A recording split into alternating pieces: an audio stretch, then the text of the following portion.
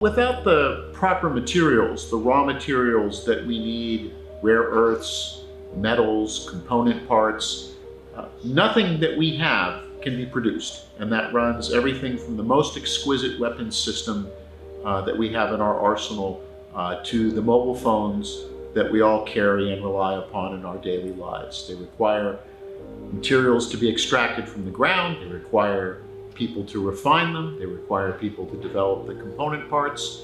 And we often think that these products just sort of show up. And in fact, there is a pretty complicated supply chain, and that supply chain runs through countries that are adversarial to the United States.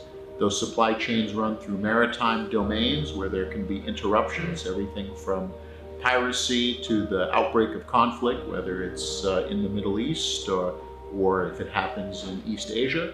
And so people would discover very quickly how what we depend upon in our day-to-day lives, as well as what our military needs to fight and win the nation's wars, could be impacted because we haven't thought about the supply chain question. We need to think much more consciously about where we're getting things from. We need to think about alternatives, and some of those mean we should be looking more in our own North American zone. We're looking at allies and partners. How do we create the incentives, the corporate incentives, because ultimately this is a matter of money.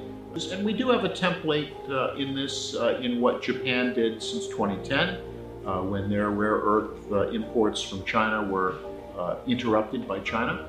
And so we have a template for action, and really it's just a matter of putting that into practice. I think what is important about this year's symposium, even more than in previous years, is that we have a meeting of minds from different sectors. So we certainly, of course, have people from the irregular warfare community, from the Navy, from the Pentagon, but we're also bringing in people from other parts of the US government.